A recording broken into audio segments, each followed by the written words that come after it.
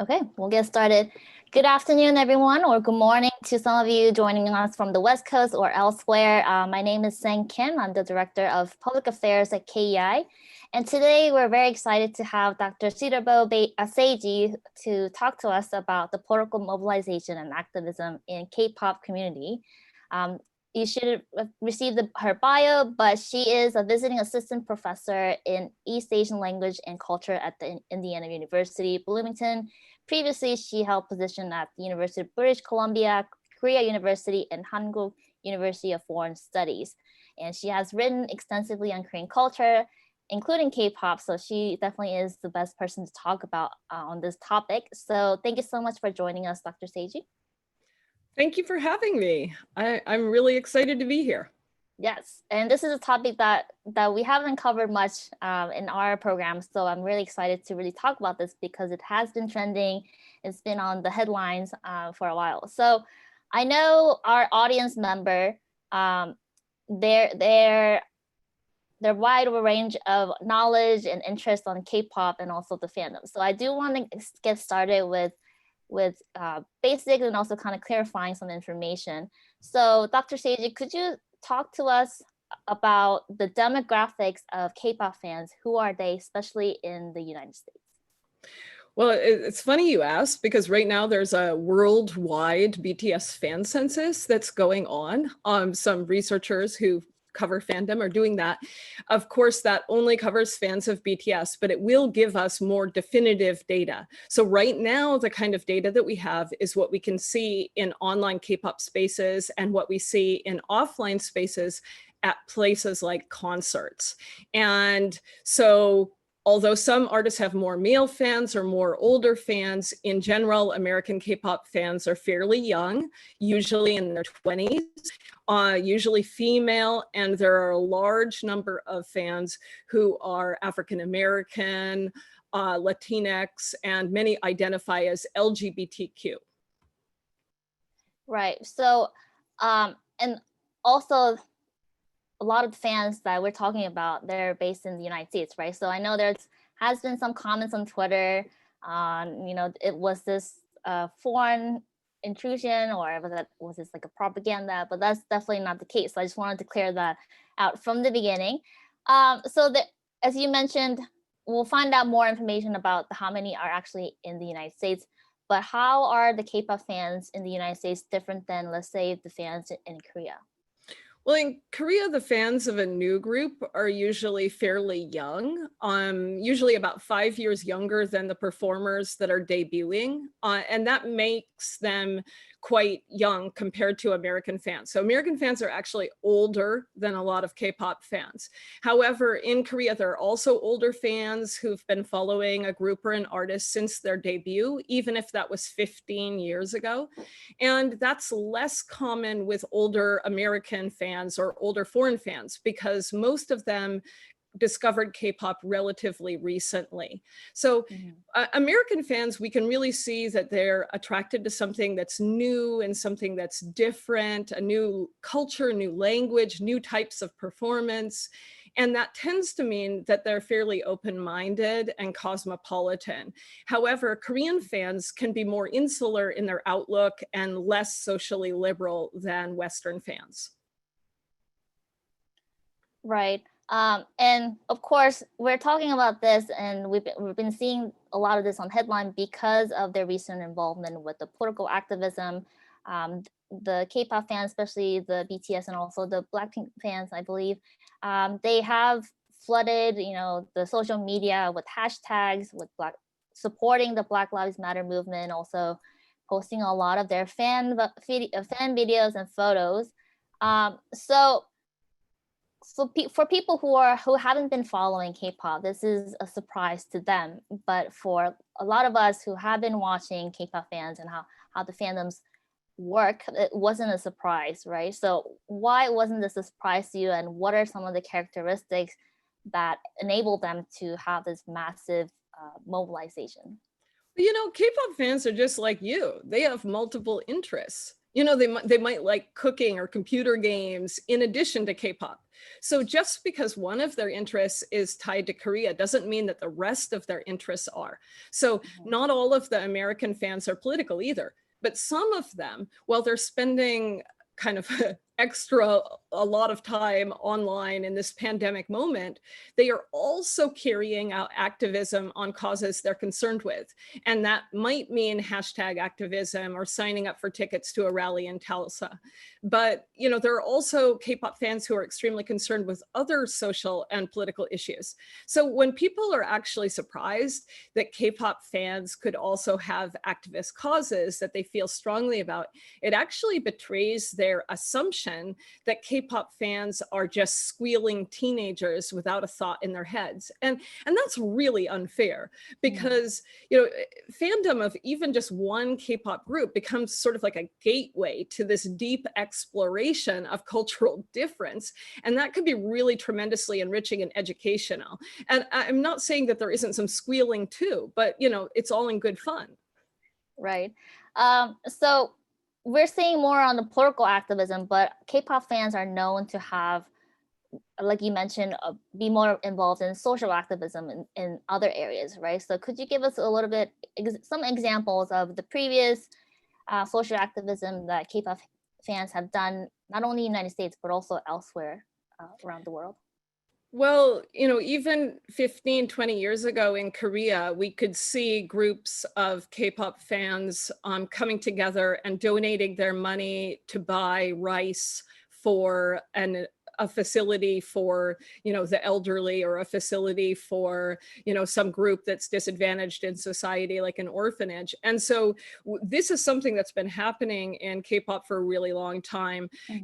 K-pop idols, they will go out and participate in environmental cleanups or plant trees. They will donate when there's a natural disaster or something that really affects a lot of people. And fans have really followed that sort of giving back to society models that they see from the idols. And this has been really important in a couple of ways. It helps the idols look like they're contributing to society, because as the idol fans contribute that in the name of the idols, then older people can see, oh, look, idols are actually a force for good in society. They actually motivate young people to care about, deeper issues. And also it reforms the image of fans. So it makes fans not look like they're just, trivial and, screaming over exposed abdomens or something like that. It makes them also look like people who are part of the communities that they come from. And so we've seen a lot of different fan activism in a lot of different places around the world. And sometimes it's very focused on local issues. One of my favorite examples from Indonesia, one of the really large BTS fan clubs there, BTS Indonesia Amino, that fan club has really worked hard on developing literacy skills for the fans, in encouraging them to read and write and express their ideas through reading and writing at an ever higher level. And so these kinds of things are going on, fostered by fandom. You can also find groups that will provide you, for example, help on preparing for your job interview. So there are older fans who are out in the workplace, who may know a lot about interviewing successfully, who are helping younger fans to acquire these skills that they can need to go out into society, or help with your physics homework for that matter, fans explaining to other fans. And so these things happen on small levels that impact just one person who may be in a totally different country than you. And they also happen on a large level, like the BTS affiliated One in an Army. They managed to fundraise $1 million matching donation to BTS's donation for Black Lives Matter in just 24 hours. But that same group, One in an Army, had previously motivated donations from their fans on a regular basis for so many different causes around the world, helping people in Rwanda, helping people in Yemen, helping people in whichever country or whichever community needed help. Right. And they're really well organized, right? And even though they're very spread out, they communicate well with each other, and they're really dedicated to mobilize and do the right thing. And that really brings us to the next question. So you mentioned the BTS matching their donation to what the fans have done. But do you feel like so a lot of the activisms are started by the fans, but do you feel like that is also affecting how the artists or the groups feel about certain issues in the society?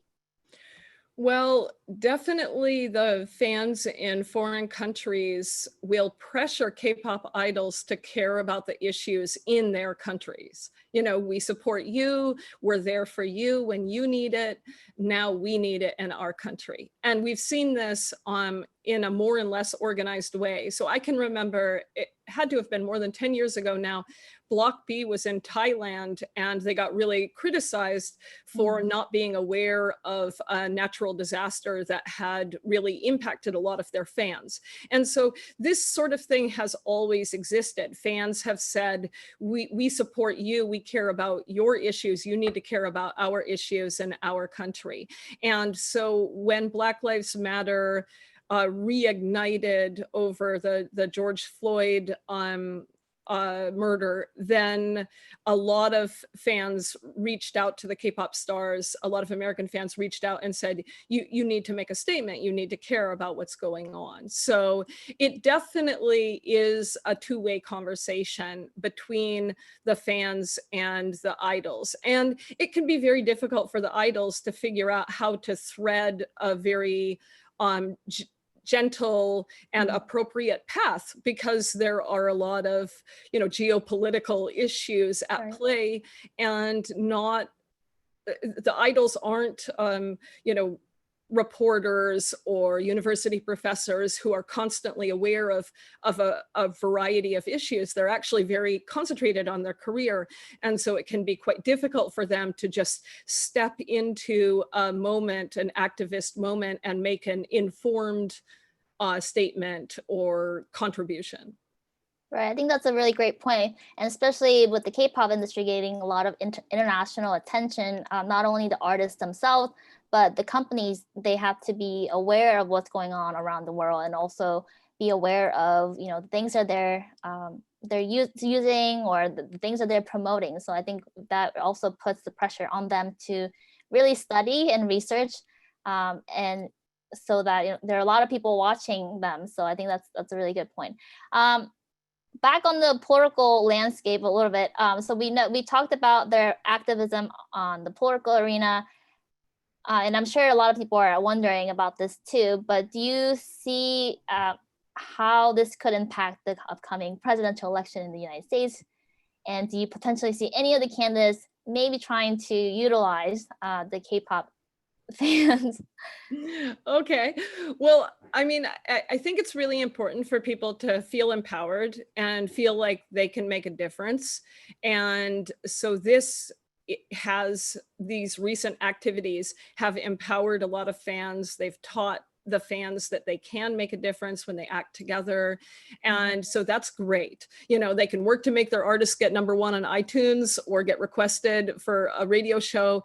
And they can also, you know, succeed in these ways of trying to make change. But, you know, at the very least, this can increase voter turnout, but could it actually be used by somebody? You know, people seem to want to know how K-pop fans can be activated, you know, for the US electoral politics. But, you know, K-pop fans are like a wild card, and wild cards are unpredictable.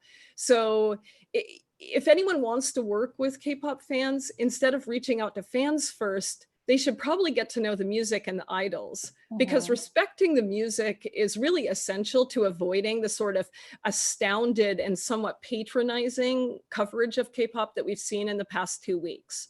And so, yeah, I think anybody who wants to actually work with K-pop fans, they need to start with understanding why they love K-pop. Right. Or else it could really backfire on them, right? For sure.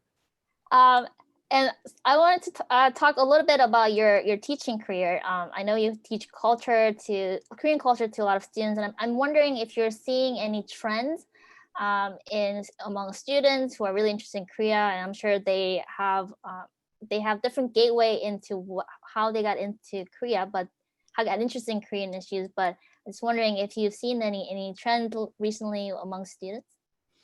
Well, my students vary greatly, but one of the things that I've noticed in the past few years is how students are changing. So here at Indiana University, and before that, when I was teaching at University of British Columbia in Canada, students are entering the classroom with much greater understanding of Korea than in the past.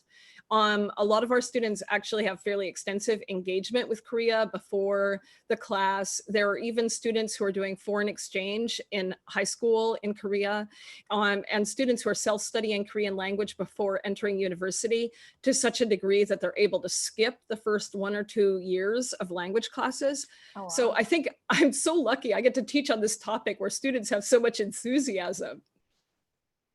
Right, and I think the Korean language is one of the very few foreign languages that people are actually studying now these days, right? When other foreign languages are going down. So I mean, I think that's really incredible. And also, language takes time and effort. And Korean is definitely not an easy language to learn, right? So I think it's really interesting to see that people who are interested in K-pop or K-drama, whatever it might be, they are really looking into studying more about Korea and the language, culture, and also the country itself. If I could plug in a little bit, so KEI does a lot of outreach program all around the United States, and we receive at least 1 or 2 applications per year that places are interested in talking about Korean culture, Korean, K-pop. So last year we went to Philly to talk to high school students about the K-pop, and also they want to learn more about Korean politics. So we gave a talk on that. And then the year before we went to New Hampshire, Manchester, New Hampshire, to talk about K-pop. So definitely the interest is there, and then they're very spread out all across the United States. Oh, I forgot to mention. So if you have any questions for Dr. Saeji, please feel free to use the Q&A function on the Zoom. You can ask us questions, and we'll try to get to as many questions as possible. So kind of staying on the K-pop fans being interested in Korea. So we have a group of people who are very genuinely interested in Korean culture, and their understanding of Korea it's a lot deeper than, let's say, an average American, right? So how do you think this will impact the future understanding and diplomacy between the US and Korea in the future? So a lot of them, I mean, I'm especially talking about the students who are now studying Korean studies, who will probably become the Korean scholars, they will become future diplomats, businessmen, what have you. So how do you see this translating into the future public diplomacy? Well, I think we can't possibly underestimate the importance of this present day interest in Korea on future relations and on academic activity. Mm-hmm. Korea's been this country that Americans were woefully uneducated about, despite having a very complex history shared between the two countries. And so this is sort of rapidly reversing at this point. And the next step is to have some of these highly educated experts that are now coming out put into positions where they can actually inform policies and international relations. So that, in the past, we've really had this terrible statement where we have people who cannot even speak Korean making media statements about North Korea or writing books about Korean film or whatever it is. And finally, we've gotten to a point where we can have people with a deep, complex knowledge of Korea in these positions. However, that shift is still in the works, so there are still some people who are regrettably given a very large platform, even though they don't understand Korea well. Right. And also the people who are studying and looking at Korean, there are still a lot of male colleagues. So with the demographic of the K-pop fans that you mentioned earlier, being a lot of females, and I do hope to see more female scholars, female experts on Korea years down the road. So we do have a question from the audience. I think we answered the first part. So let me just read it to you. What influence, if any, do you think American K-pop fans could have on the 2020 election? And do you think K-pop has helped young people to become more engaged in American politics? I do think that K-pop is helping some young people to realize that they actually have political power, that they actually can make some sort of contribution. And so that is tremendously important. The young people are getting empowered through this. And because K-pop is actually, K-pop fans are across these different regional barriers, across different, age, race, gender differences, because it's such a diverse group of people that get, interested in K-pop, then it actually is bringing new people into social activism, or maybe even into political activism as well. But I really do want to emphasize that I see K-pop in general as being more of social activism than political activism. Actual electoral politics is, a very new, and perhaps we won't see that repeated incident here in the United States. Right. And another question that I have is, could you give us insight on how the K-pop industry linked to African American culture in terms of this recent Black Matter Live movement in the United States? Well, I don't want to get too deep in the weeds here, but there are a huge number of fans who are African American, and they have contributed tremendously to the international growth of K-pop. They have been some of the most important, cultural ambassadors who have introduced K-pop to new audiences. And yet they are also the same people who are able to quickly identify cultural appropriation of, African American culture within K-pop. And so sometimes they are also critical of K-pop, or critical of something that K-pop stars have done. And so at times there has been tension in the fandom, because there are many people in the fandom who believe that being a true fan is being somebody who is never critical of the idols. And that's obviously a bit problematic. And so there has at times been some incidences of racism in the fandom. Just like there's unfortunately incidences of racism outside of the fandom. But fortunately, because of K-pop fans being interested in learning more about the world and learning more about other points of view, I have also seen K-pop as a force to help educate people, to help bring people to greater awareness and understanding of issues like systemic racism. Mm-hmm. So we have a lot of questions. So the next one is K-pop fandom in the United States unique? So compared to other fan groups of other musical genre in other countries, do you think they're as similarly as socially active, or is it something unique to the K-pop fans? K-pop is socially active in most of the different countries where there are a large number of K-pop fans, because that is part of the sort of cultural practices of K-pop. When there have been events in the United States, there have also been, food drives at that event. Here's a concert, but can you also bring some cans of food to donate for a local food bank?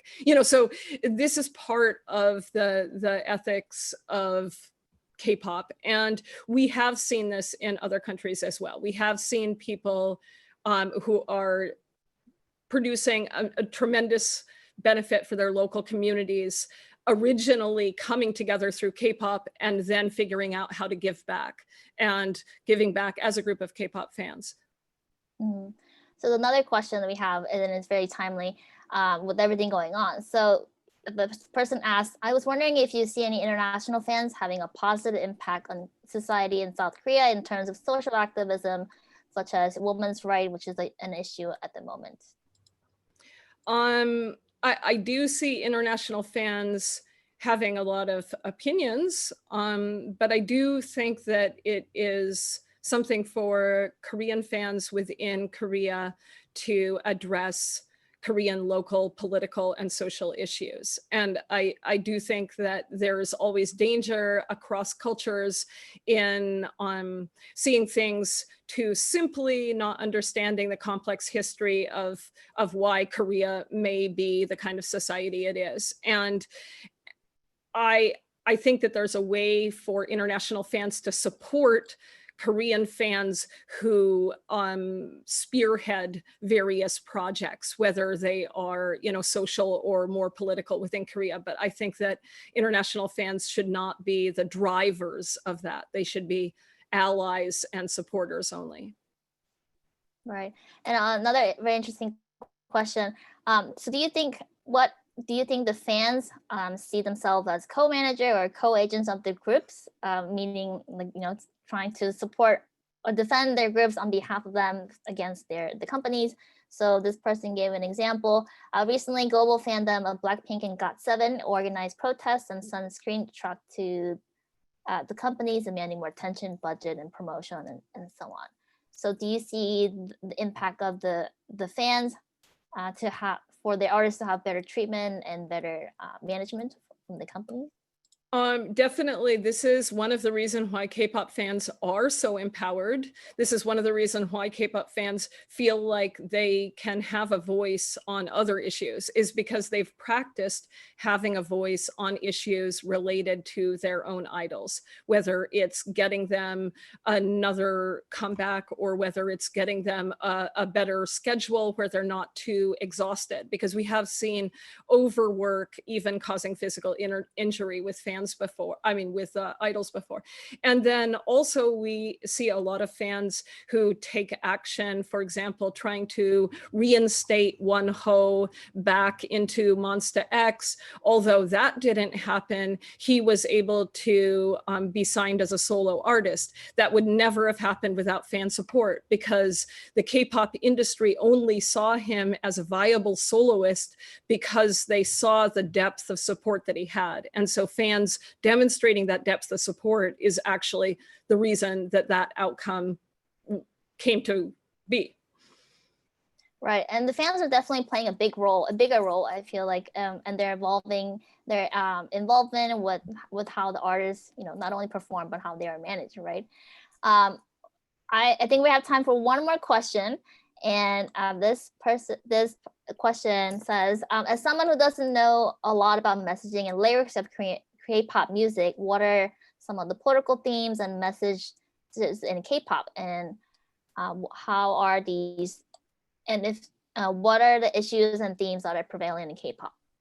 So actually, this is a really interesting question. A lot of people criticize K-pop for not having very deep lyrics. And part of the reason that the lyrics aren't very deep is because many artists are performing lyrics written by other people.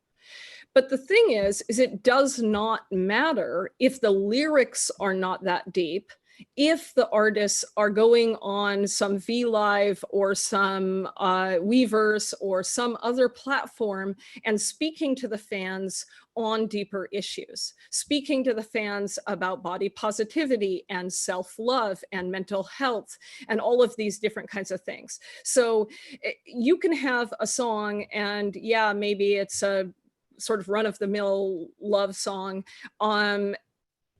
and that's fine, because that love is something that speaks to all of us in society. We all want to have love, and okay, it's not political, but they are actually leading society when they speak directly to their fans over this various social media networks. And they're really coming out with these very positive messages that really have tremendously helped to grow the fandom because of that messaging. So that's actually what's important. It's not what's the lyrics in the song, but what are they messaging to the fans about? Right, and also the K-pop groups that we know of, they're mostly the idol groups, right? And it doesn't cover the entire K-pop industry. So there are a lot of groups outside of the idol groups that we know that does have a lot of political message to their lyrics. So I do recommend checking out other artists as well. And I wish we could spend more time and answer all these questions, but unfortunately, that's all the time we have. Obviously, we could talk for hours on this topic and different areas. But Dr. Saeji, I would like to thank you. Thank you so much for doing this and joining us to talk about this very interesting topic. If anyone is interested in following more about Dr. Saeji's work and also she's very active on social media. Her Twitter account is K-pop professor. So or K-pop prof. So you can definitely follow her on Instagram. Follow her on Twitter for all the more information. Before we officially end, I do want to share some of KEI's upcoming events. We do have very exciting event this Thursday. This will be the part 2 of our Korean War special event series. We'll be talking about the families divided by the Korean War. And 70 years later, their families still separated from the war. So there's this Thursday at 2 p.m. Eastern Standard Time, and also next Tuesday at 2 p.m. same time, we will be having a conversation with Mr. Marcus Kalaskis, and until very recently, he was the National Intelligence Officer for North Korea. So those are some of the events coming up. And if you haven't followed us already, you can follow us on social media, Twitter, Facebook, and also YouTube. So with that, Dr. Saeji, thank you so much. Thank you. And we'll see you next time. All right. Have a good day, everyone. Bye.